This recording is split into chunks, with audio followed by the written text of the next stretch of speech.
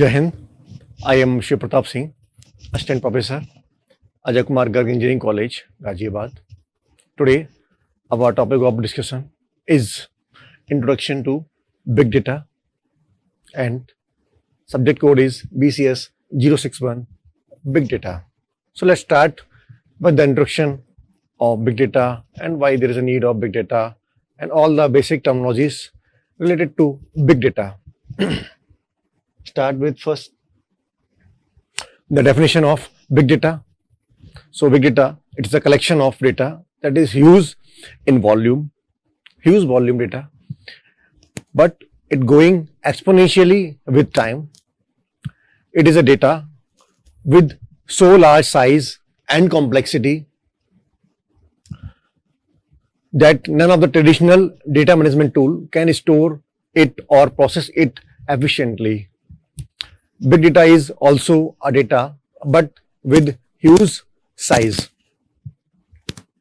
Also, big data is used in machine learning, predictive modeling and other advanced analytics to solve business problems and make informed decisions. So these are the basic terminologies or basic definition of big data. These are some facts and figures of big data. The number of tweets daily, number of Facebook posts, like 350 GB of data of Facebook post, individual organizations of websites data, searches processed by Google, emails generated, YouTube videos uploaded, Walmart and other kind of all websites generates data like Facebook, Walmart, Amazon's, and phone calls and SMSs. All these kind of data helps to generate big data and grows exponentially day by day, day by day. So these are the facts and figures how big is big data and how big data is going big day by day. And so the traditional database management tools are inefficient to handle this big data.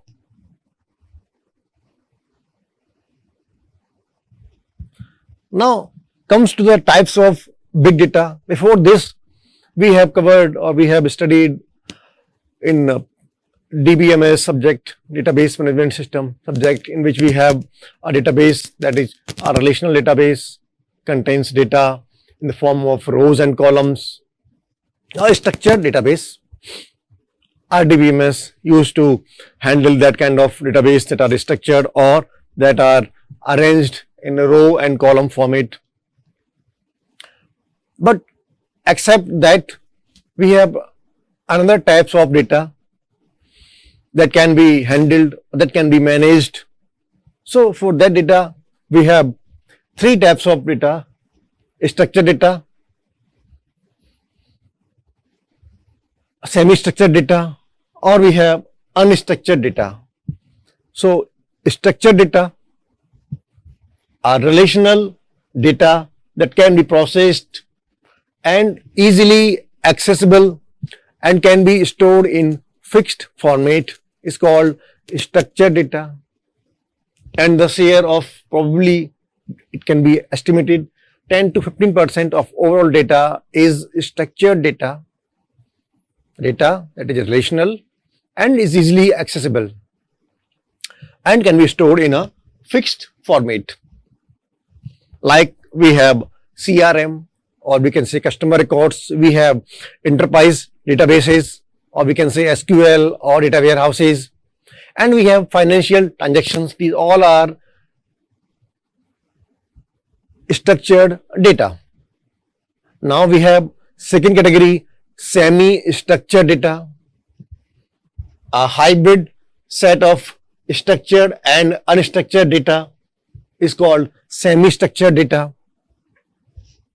We have JSON files, we have XML files, we have NoSQL databases like MongoDB, Cassandra, etc.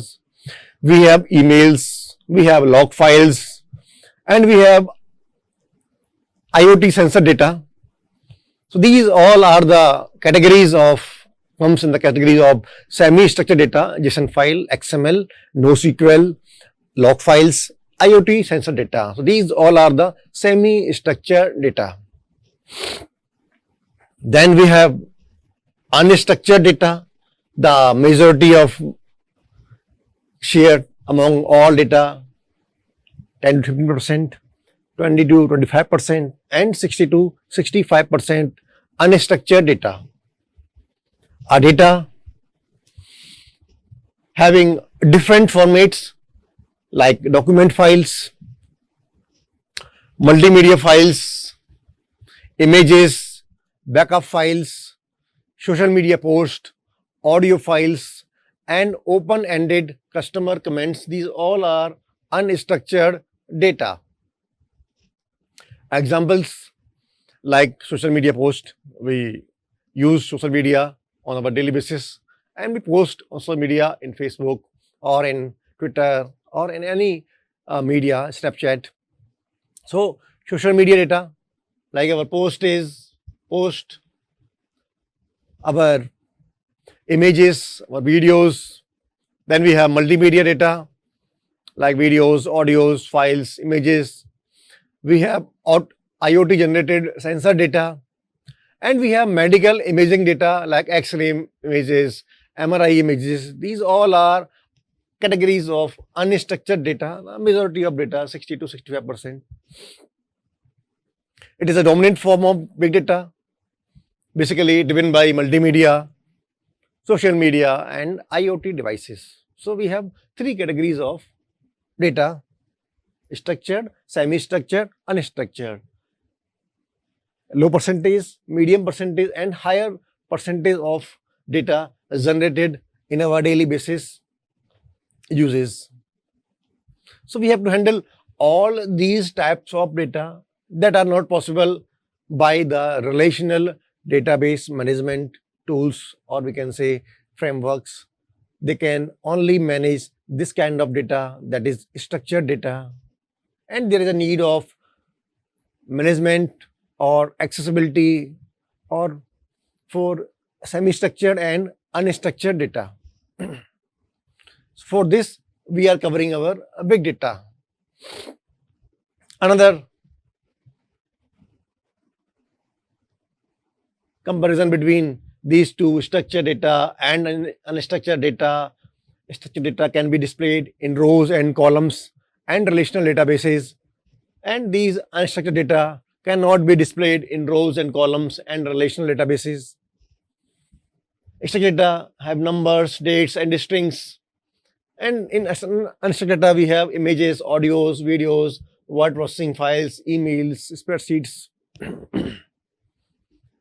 As per the study of Gartner, structured data contains estimated 20% of enterprise data, and these unstructured data contains 80% of enterprise data. These require less storage, these require more spaces.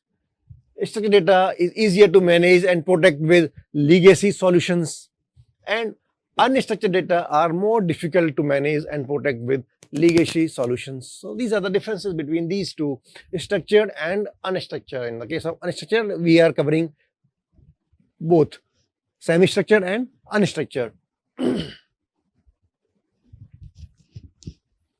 Then tabular differences between these three, structured, semi-structured, and unstructured data. In structured, we have predefined data models like databases.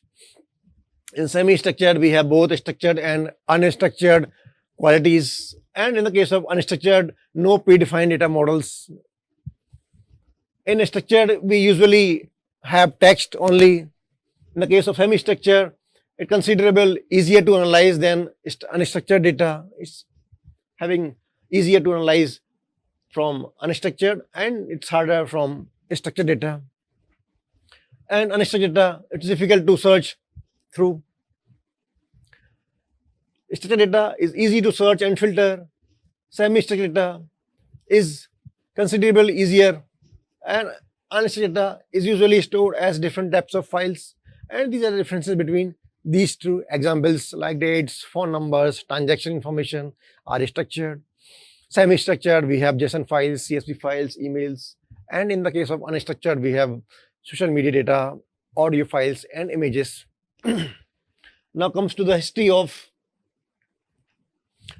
big data innovation. What is the history of big data? So the foundation of big data is between 1960s and 1980s. Then the main rise of big data is with the rise of internet and distributed computing, the actual rise of big data innovation in 1990s, early 1990s. The data generation increases with enterprise computing like web applications, online transactions. And in the case of, in the year of 1995, the term big data is firstly used in 1995 by John Mache at SGI, referring the challenges of modeling large scale data processing.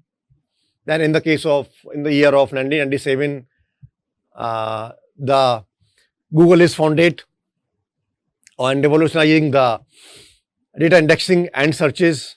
Then 1998, we have PageRank algorithm given by Google to optimize search results using link analysis. So these are the studies of 1990s. Then in the case studies of 2000, the big data boom and open source technologies boom, in which we have in 2001 we have 3 V's defined by scientist or inventor Dung Lenny: the volume, velocity, and variety. These 3 V's are given by Dung Lenny in 2001.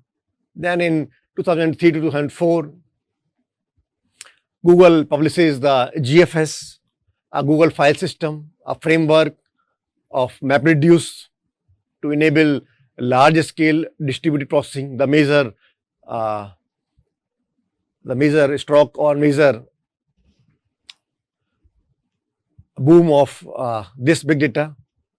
Then in finally 2006, in the boom of big data, Hadoop is born.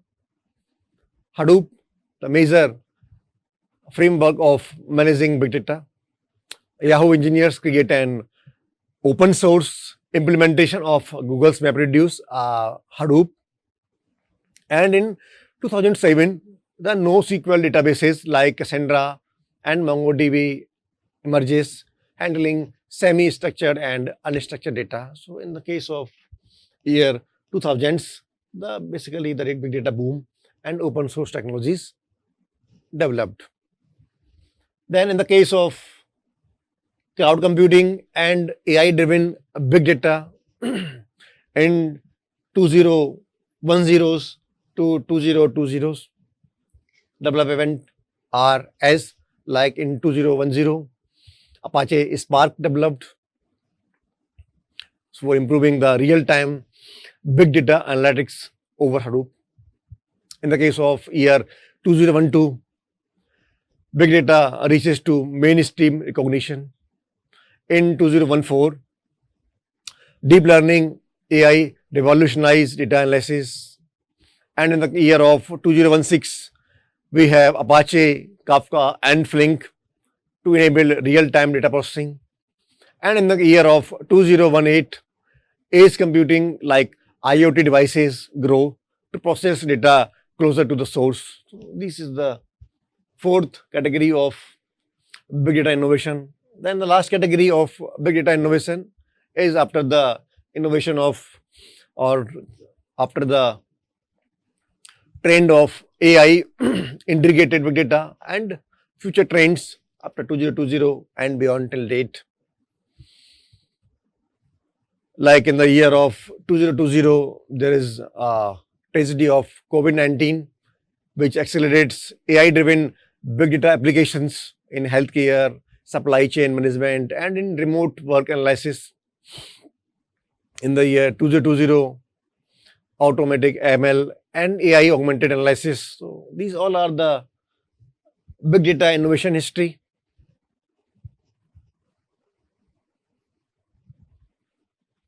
Then the two terms, the confusing terms, or we can say the two terms, what is big data and what is data science, as we are covering the introduction of big data. So these two terms are refers to as a common of terminologies like big data and data science. So factors. First factor is the concept. So big data is used to handle a large data, and data science is used to analyze data. Big data process huge volumes of data and generate insights, and data science understands patterns within data and make decisions. Industry covered by big data, e-commerce, security services, telecommunications. In the case of data science, industries covered like sales, image recognition, advertisements, risk analytics. These are the industries.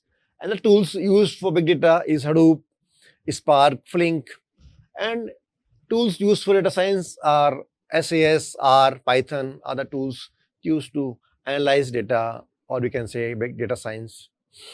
So in short term, we can say big data refers to storing, managing, and processing large volumes of data, while data science focuses on analyzing and interpreting data to gain insights and make informed decisions. So this is the basic difference between these two, big data and data science. Next, why there is a need of big data platform? So these are the points why there is a need of big data platform. First one is to provide users with efficient analytics tools specifically designed for handling massive data sets, because big data is used to handle massive data sets. So we have to provide users with efficient analytics tools. Next one is data engineers often utilize these platforms to aggregate, clean, and prepare data for insight business analysis.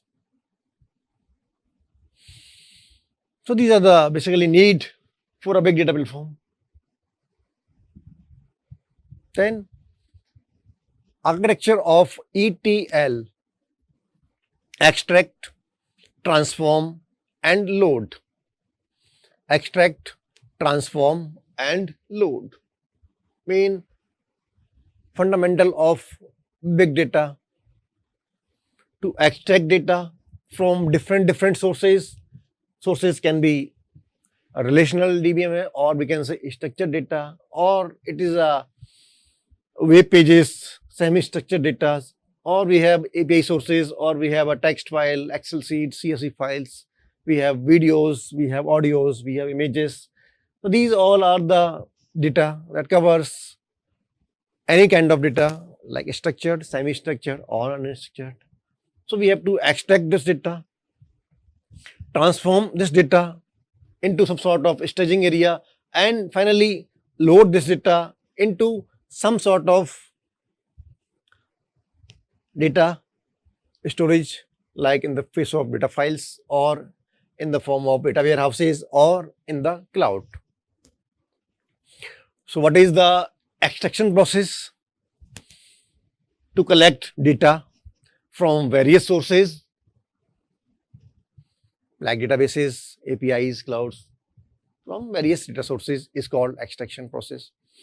Then we have a transformation process: to clean, to format, and structures data for analysis is called transform process. And finally, a load process, or we can say ETL process, to store processed data in the data warehouse, or in the cloud, or in the data files.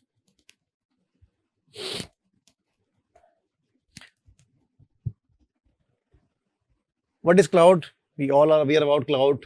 What are the data files? We all are aware of these files. What are the web pages? What are the AP sources? What are the folders? What are RDBMS? We all knows about these basic terminologies. There is a different word or terminologies, data warehouse. So what is data warehouse? We can just summarize what is data warehouse. So basically data warehouse is a centralized repository that stores large volumes of structured data collected from multiple sources. It is designed specifically for querying, analysis, and reporting rather than transactional processing. So we have this storage, a large storage of data in the case of data warehouse. A centralized repository stores a large volume of structured data for querying, analysis, and reporting purpose, not for transactional processing. Data warehouse basically helps us to organizations to store, process, and analyze historical data. So, to process historical data, to support business intelligence and decision makings, we have data warehouse. Some characteristics of a data warehouse are like it's subject oriented, integrated, time variant, and non volatile. So, these are the characteristics of data warehouse: subject oriented, integrated, time variant means historic, and non volatile. We cannot change the data in the data warehouse.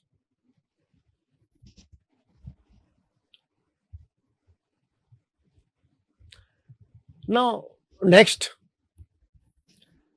we will cover this OLAP and OLTP, two terminologies. What is OLTP? What is OLAP? So we will cover this. In this diagram, we have first stage raw data, then we have ETL process, then we have data warehouse, then we have reporting tools. Raw data operations are known as OLTP, online transactional processing, and data warehouse operations are called as OLAP or online analytical processing operations. And between these two, we have ETL, extract transform node, as we already discussed in the previous discussion, and we have visualization tools. But our focus of discussion is difference between these two, OLTP and OLAP, online transactional processing and online analytical processing. So OLTP basically has to work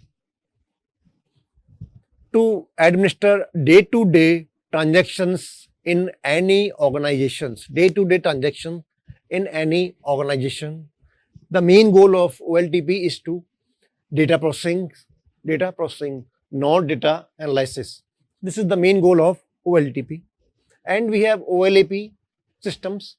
So OLAP systems have the capability to analyze database information of multiple systems at the current time.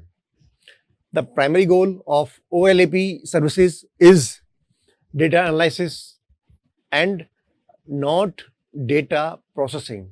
So data analysis, not data processing, and data processing, not data analysis. These are the two works of these two, OLTP and OLAP. Now comes to our tabular differences between these two. OLTP and OLAP. So we have these tabular differences between these two, OLTP and OLAP. Purpose of OLTP is to transaction processing, and purpose of OLAP is data analysis and reporting. Data types: OLTP current data or real-time data, and OLAP covers historical or aggregated data. Operations like CRUD operations in the case of OLTP, and in the case of OLAP we have complex read and aggregation operations. Normalization, OLTP highly normalized, OLAP is denormalized. Processing speed, OLTP fast and low latency because it works on transactional processing, real-time data. And OLAP slower but optimized for queries because data is stored in the warehouse or in the different storage spaces. Then queries, OLTP simple and fast queries, OLAP complex and multi-dimensional queries. Data volume, OLTP small to medium, OLAP large volume. Users, OLTP operational staff, OLAP business analyst, executives use OLAP. And examples of these two, OLTP and OLAP, OLTP banking, e-commerce and CRM are the applications of OLTP. And OLTP we have data warehouses, BI tools, these are the applications of OLAP. And use cases are these two: banking transactions, e-commerce orders, and CRM systems, we use OLTP. And in the case of business intelligence, data mining, and trend analysis, we use OLAP. So these are the tabular difference between these two, OLTP and OLAP. Now, next topic of coverage is characteristics of big data, or we can say 5 V's of big data. As we covered in the history of big data, there were V's proposed by Dung. So these are the V's, 5 V's associated with big data. As we all know, big data contains a large amount of data that is not being processed by traditional data storage or processing units. It is used by many multinational companies to process data and business of many organizations. The data flow can exceed above hundreds of exabytes per day before application. So there are 5 B's of big data that explains the characteristics of a big data.